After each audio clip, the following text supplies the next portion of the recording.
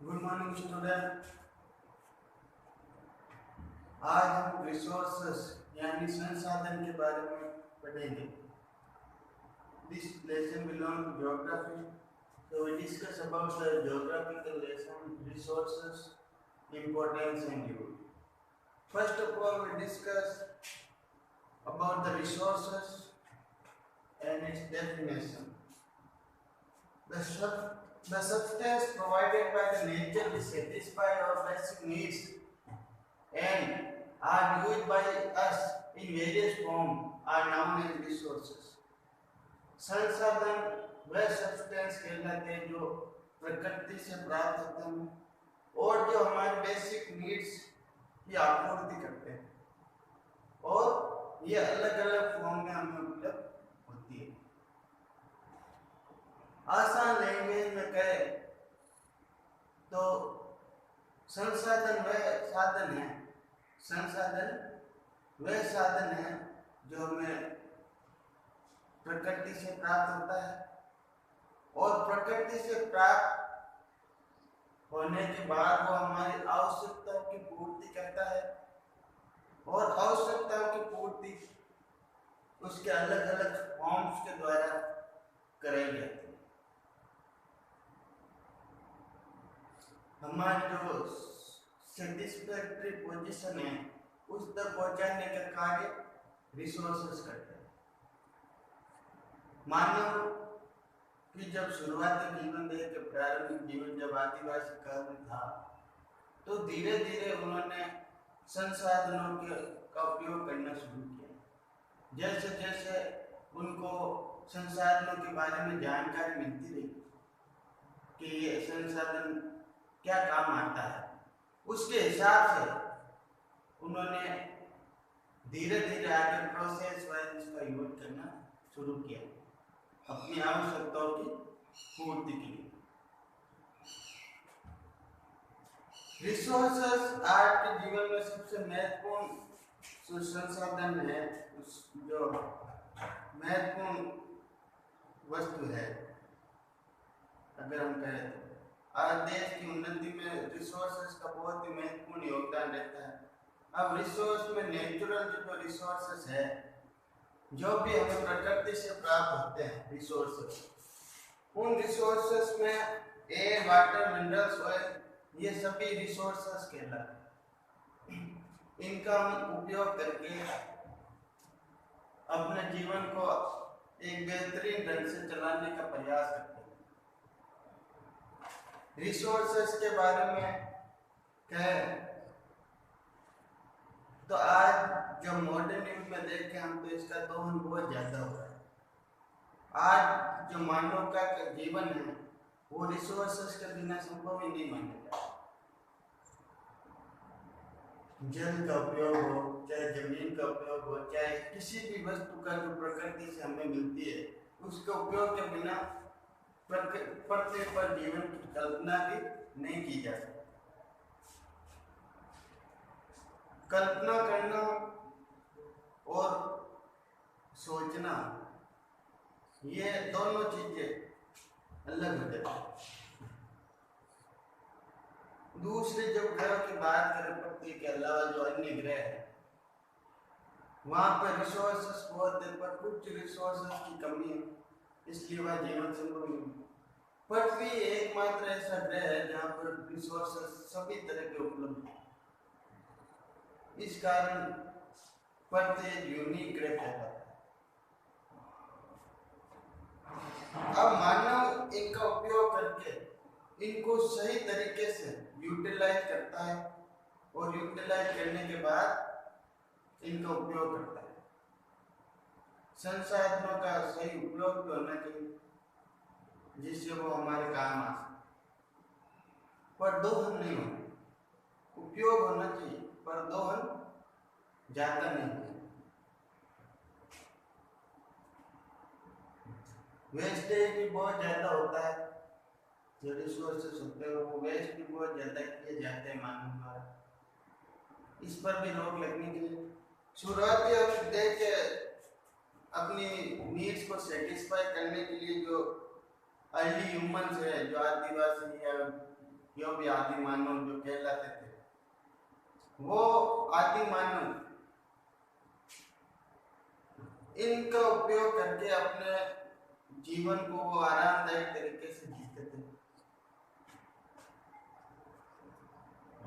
उन्होंने पेड़ का उपयोग करना शुरू किया लकड़ी के लिए, जमीन का उपयोग करना शुरू किया खेती के लिए, जल का उपयोग वो कई गतिविधियों में करते थे जिसमें खेती के साथ सिंचाई में जल का उपयोग होता था। तो इस तरीके से आदि मानव ने जो इन्वेंशन करना शुरू किया धीरे धीरे संसाधनों का, और वो संसाधनों का उपयोग भी करने लगा।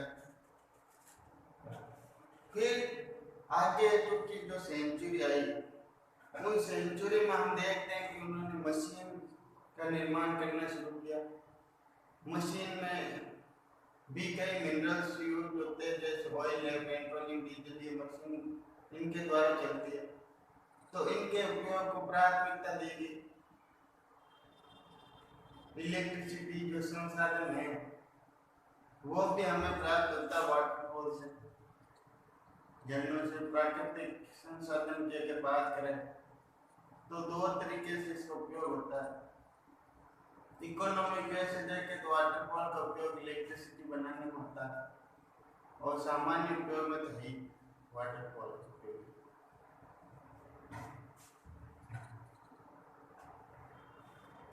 फिर मशीनों का जैसे उपयोग होने लगा, मशीनों के उपयोग होने के बाद, मशीनें बनाए जाने के बाद, मानव जो ये नेचुरल रिसोर्स है इनसे पैसे कमाने शुरू कर दिए मानव ने, आदि मानव। और ये पैसों का क्रम धीरे धीरे आगे बढ़ता गया और इनका अधिक से अधिक दोहन होने लगा, और अधिक से अधिक दोहन, लिमिटेड जो संसाधन है वो लिमिटेड होने लगे। आज की जब जनसंख्या का हम संदर्भ देखें तो भारत में बहुत ज्यादा जनसंख्या है, और जनसंख्या होने के कारण खनिज की मात्रा भी हमारे भारत में देखें तो उतनी उपलब्ध नहीं है जो पूरी जनसंख्या को आरामदायक जीवन प्रदान कर सके। दूसरे देश से यहाँ मतलब खनिज बहुत है पर जनसंख्या कम है, तो उन जैसे देशों से हम जो खनिज है वो आपूर्ति कराते हैं। कई ऐसे खनिज जो हमारे यहाँ बहुत तायद में है, और कई ऐसे खनिज है जो हमारे यहाँ कमी है। तो ये जो देशों के आपसी सामंजस्य से ये जो खनिजों की आपूर्ति हो जाती है।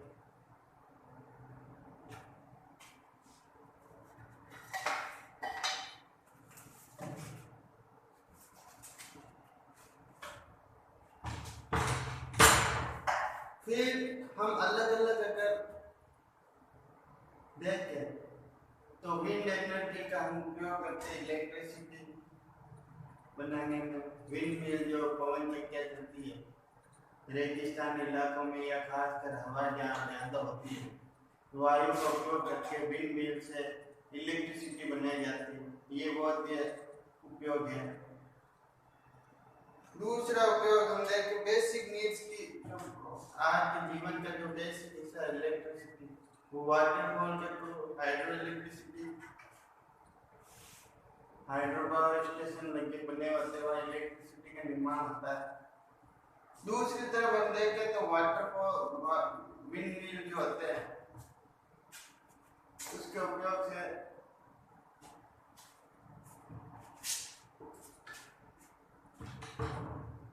इसके उपयोग से भी इलेक्ट्रिसिटी बनी जाती है। आज जब इतने संसाधनों का उपयोग हो रहा है तो मानव की जो लालच है वो भी बहुत ज्यादा बढ़ चुका है, और लालच बढ़ने के कारण नेचुरल रिसोर्सेस है वो ज्यादा से ज्यादा एक्सप्लॉइट करने का प्रयास मानव करता है। और ये मतलब संपूर्ण विश्व के लिए एक अलार्मिंग सिचुएशन है। जितना ज्यादा संसाधनों का उपयोग आज हो रहा है, भविष्य के लिए ये अलार्मिंग सिचुएशन है कि आगे भविष्य में कैसा होता है हालात जब संसाधन कोई बचेंगे ही नहीं।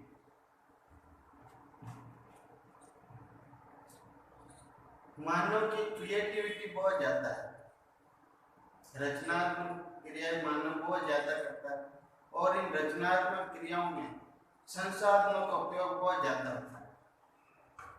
कई जो एक्सपेरिमेंट जो मानव द्वारा किए जाते हैं वो हमारे पर्यावरण के लिए भी हानिकारक होते हैं, जो क्रिएटिविटी के कारण मानव की। और ये क्रिएटिविटी लालच का रूप ले लेती है और लालच जो है वो पर्यावरण को दूषित करने का काम करते हैं।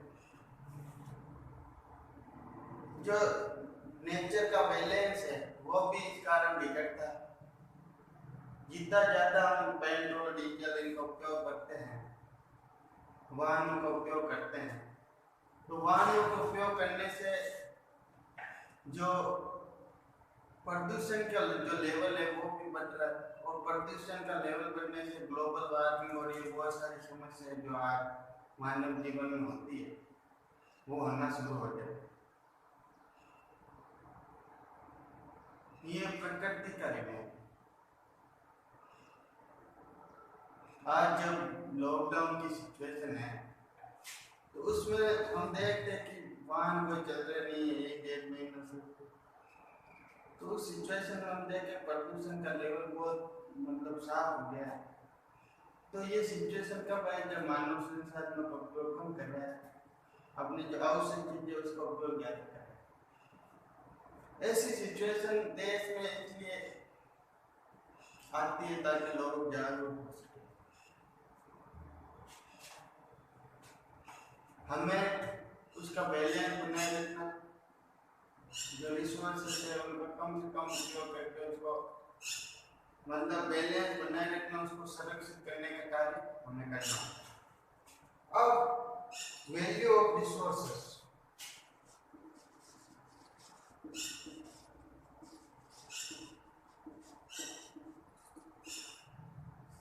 Value of resources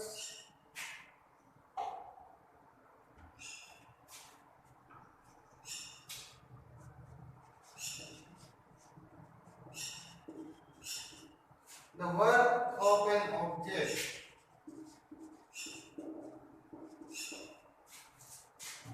or a resources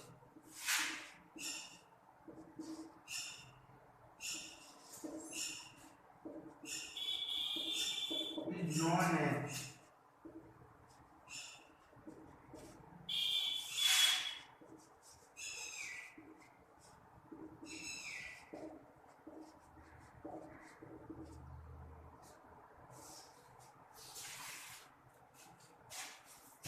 value. Means अगर हिंदी में कहें तो कद्र, कद्र करना, रिसोर्सेस की कद्र करना क्या कहलाता है? जो वास्तविक मूल्यांकन जो है रिसोर्सेस का वो कैसे किया जाए? मूल्य का आंकलन करना बहुत ही जरूरी है। हर चीज की जो वैल्यू है वो समझनी बहुत जरूरी है। और वैल्यू किसी भी चाहे रिसोर्सेस हो चाहे कोई भी आप मतलब वस्तु हो, उसके अगर वैल्यू हो तो वैल्यू उस रिसोर्सेस को बड़ा या छोटा बनाने में बहुत महत्वपूर्ण रोल अदा करती है।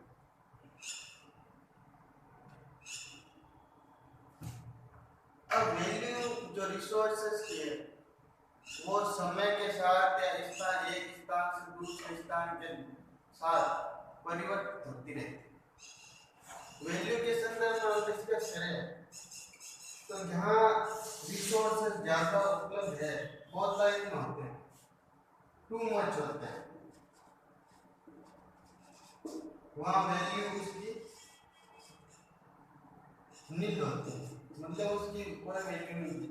सामान्य हम देखें तो भारत की तुलना करें पानी की वैल्यू, एक स्थान जहाँ पानी बहुत ज्यादा है तो वहाँ पानी की वैल्यू नहीं, लोग उसका बहुत में उपयोग करते हैं। दूसरी तरफ हम देखें राजस्थान के संदर्भ में, तो राजस्थान में पानी की वैल्यू बहुत ज़्यादा है। जो बारिश के समय रेन वाटर हार्वेस्टिंग जो सिस्टम है वो काम करते हैं। वही अगर जब पानी बहुत टाइम में और बहुत ज़्यादा है वह रेन वाटर हार्वेस्टिंग सिस्टम नहीं चलता, पानी ऐसे वेस्ट होता है। तो ये वैल्यू पर आता है। जो संसाधन कहीं ज़्यादा मात्रा में है तो इसकी वैल्यू कम हो जाती है, उस जगह दूसरी जगह उसकी वैल्यू बहुत ज़्यादा होती है, बहुत कम मात्रा में। तो ये वैल्यू बहुत ही संसाधन में बहुत ही महत्वपूर्ण रोल अदा करती है। एक रिसोर्सेज से दूसरे रिसोर्सेज की जो वैल्यू है वो भी चेंज होती है। एक रिसोर्सेज से दूसरे रिसोर्सेज की वैल्यू भी अलग अलग हो सकती है, वो उसकी जो संख्या पर निर्भर करती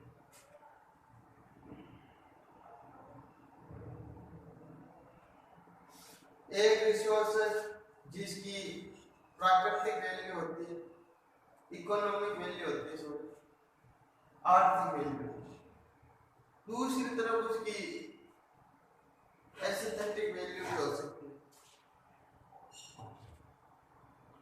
नेचुरल वैल्यू और एस्थेटिक वैल्यू ये दो अलग अलग तरह की वैल्यू है। इसको मैं समझाने का प्रयास करूं तो जो वाटरफॉल है,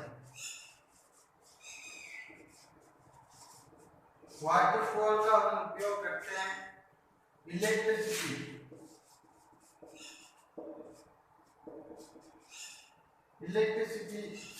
बनाने में, तो वो इकोनॉमिक वैल्यू है।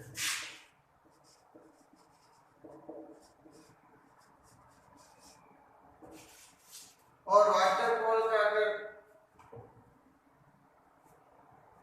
सिंपल अगर बहता है वाटरफॉल तो वो एस्थेटिक वैल्यू,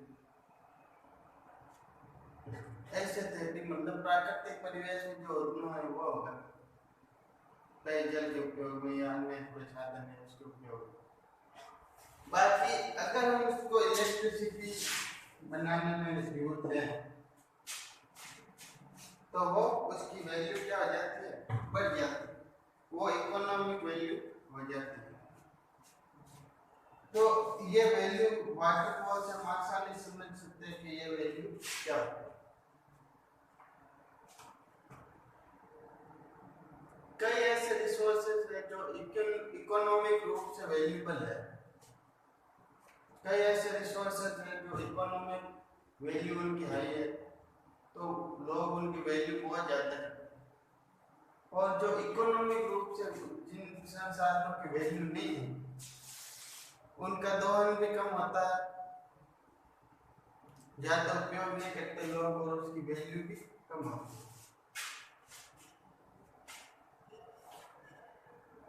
अब दो फैक्टर किसी भी सब्सटेंस को रिसोर्सेज बनाने में सबसे महत्वपूर्ण रोल अदा करते हैं। वो दो फैक्टर है, एक तो टाइम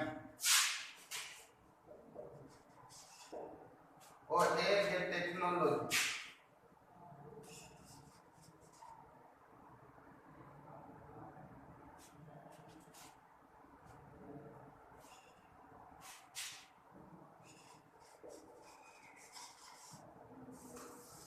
टाइम एंड टेक्नोलॉजी ये दो चीजें हैं।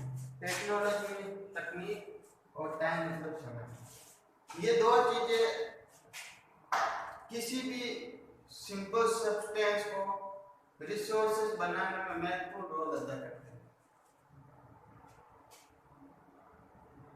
ये दोनों चीजें जो है वो जनता की आवश्यकताओं के अनुरूप, आवश्यकताओं के हिसाब से जुड़ी हुई है।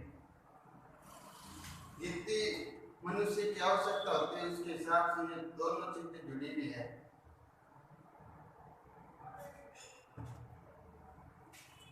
उनके मानव के जो विचार होते हैं, जो ज्ञान होता है, जो खोजें होती है या जो आविष्कार होते हैं, वो ज्यादा से ज्यादा रिसोर्सेज को क्रिएट करने का काम करते हैं।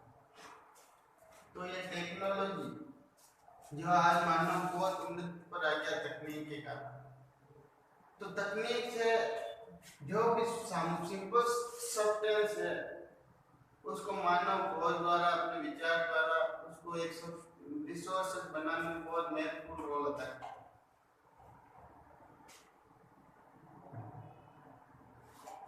शुरुआती जीवन हम देखें जैसे पहले आग का आविष्कार, पहिए का आविष्कार, धीरे धीरे आविष्कार होते रहते। तो एक आविष्कार से दूसरे आविष्कार होते गए, दूसरे से तीसरा आविष्कार होता गया, तीसरे से चौथा आविष्कार होते गया, धीरे धीरे बहुत ज्यादा आविष्कार होने लगे। ये एक आविष्कार के बाद दूसरा आविष्कार, दूसरा आविष्कार के बाद तीसरा आविष्कार, ये जो आविष्कार है ये धीरे धीरे बढ़ते गए। तो एक रिसोर्सेस से हम दूसरे रिसोर्सेस को प्राप्त कर सकते हैं, दूसरे से तीसरे रिसोर्सेस को समय जैसे बढ़ता है उस तरीके से प्राप्त होते हैं। सिंपल एग्जांपल है जैसे आग का आविष्कार हुआ। आग का आविष्कार हुआ था तो आग के आविष्कार के बाद पहले लोग कच्चा खाते थे, मांस वगैरह जो भी खाते थे। जैसे ही आग का आविष्कार हुआ कुकिंग सिस्टम आना शुरू हुआ, लोग पका के खाने लगे। रोशनी करने के लिए आग का आविष्कार, आग का उपयोग करने लगे।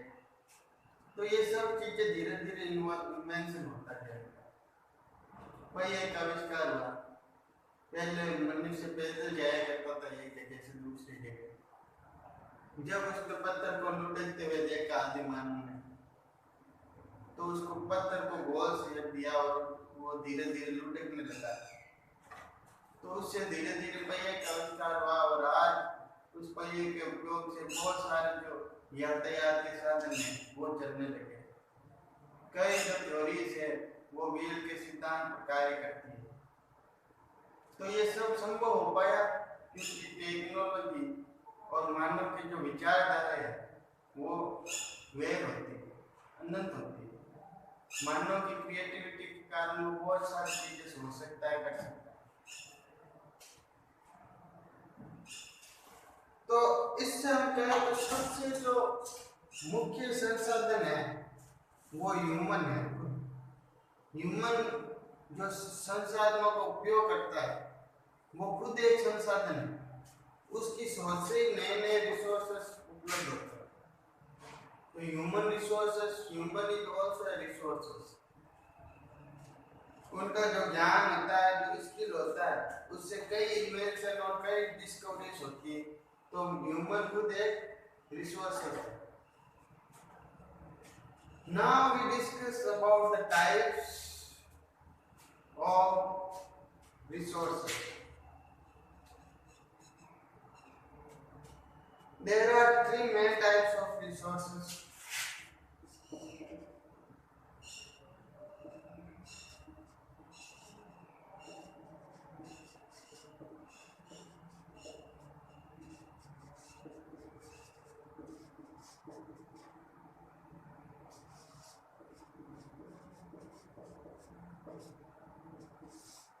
First natural,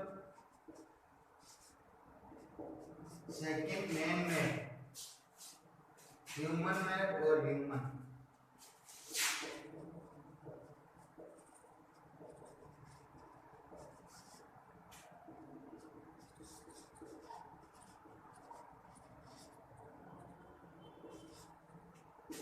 Human is also included in resources. Natural resources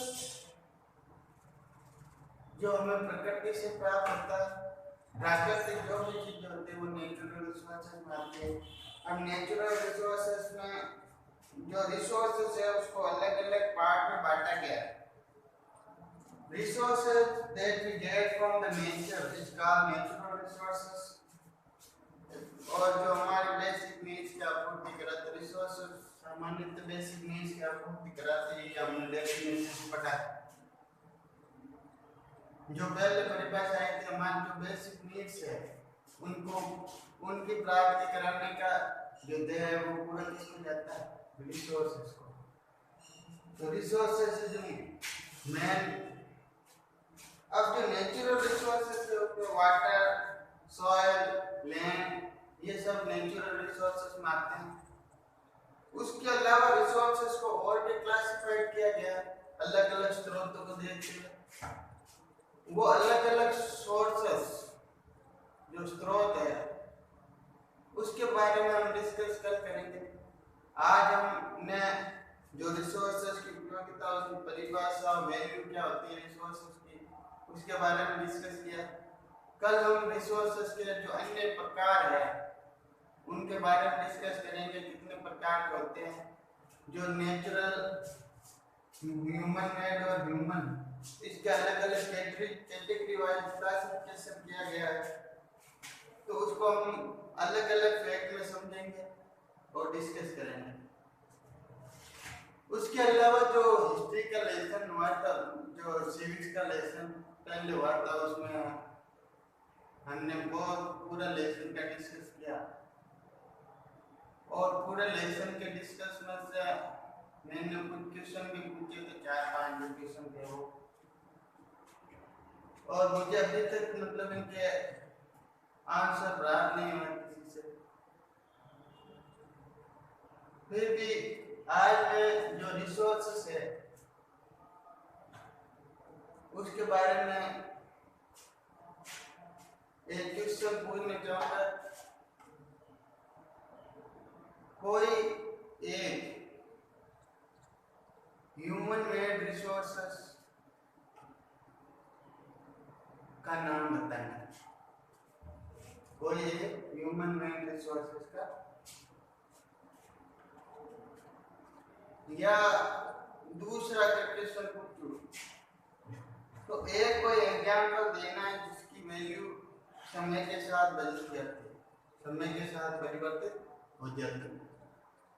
तो ऐसे रिसोर्सेस का नाम आपको बताना है।